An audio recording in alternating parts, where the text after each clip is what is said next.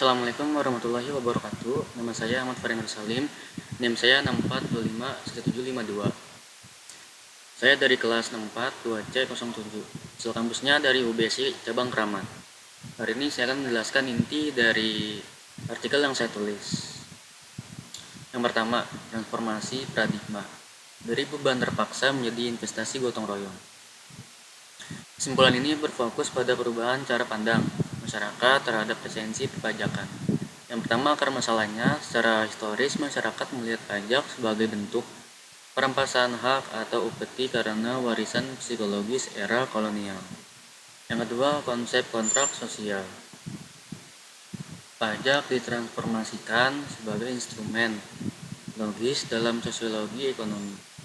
Warga negara menyerahkan sebagian kecil pendapatan, bukan secara cuma-cuma, melainkan sebagai investasi untuk membeli fasilitas publik, keamanan, dan kepastian hukum yang tidak bisa dibangun sendiri oleh individu. Selanjutnya, prinsip gotong royong. Pajak menjadi subsidi silang. Masyarakat dengan ekonomi mapan membantu membiayai fasilitas yang juga digunakan oleh masyarakat kurang mampu. Selanjutnya yang kedua, kepercayaan publik sebagai katalis utama kepatuhan sukarela. Kesimpulan ini menyoroti bahwa peningkatan kepatuhan tidak bisa dicapai hanya dengan memperketat hukuman, melainkan dengan merawat kepercayaan. Oke, di sini yang pertama ada teori slippery slope framework. Konsep ini membagi kepatuhan menjadi dua jalur. Jalur yang pertama adalah enforced compliance atau patuh karena takut sanksi, denda atau penjara. Jalur kedua adalah voluntary compliance atau patuh karena kesadaran moral dan tanggung jawab warga negara. Yang kedua, faktor penentu kepercayaan. Kepatuhan sukarela hanya akan tercipta jika pemerintah memenuhi syarat transparansi, akuntabilitas, pemberantasan korupsi di internal birokrasi, serta penyederhanaan regulasi agar tidak membingungkan masyarakat, terutama UMKM. Selanjutnya, mata rantai edukasi. Kepercayaan juga harus dipupuk sejak dini melalui integrasi materi perpajakan dalam kurikulum nasional dan kampanye digital yang kreatif hingga literasi pajak merata. Selanjutnya yang ketiga ada kedaulatan fiskal sebagai kunci kemandirian bangsa. Kesimpulan ini memaparkan dampak makroekonomi jangka panjang ketika kesadaran pajak suatu bangsa telah matang. Contoh yang pertama mengurangi ketergantungan utang.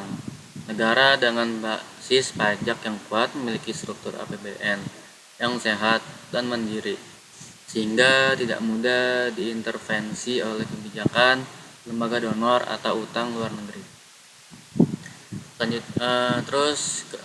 Perluasan ruang fiskal atau fiscal space. Pemerintah memiliki keleluasaan anggaran untuk mengeksekusi 3 pilar pembangunan nasional. Yang pertama, akselerasi infrastruktur. Membangun interkoneksi logistik seperti jalan, pelabuhan, jaringan digital untuk menurunkan biaya ekonomi.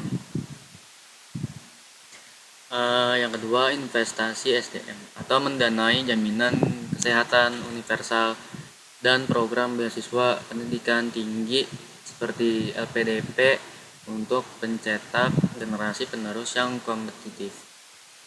Contoh yang terakhir yaitu jaring pengaman sosial, menjamin ketersediaan subsidi dan bantuan sosial yang tepat sasaran untuk melindungi kelompok masyarakat rentan.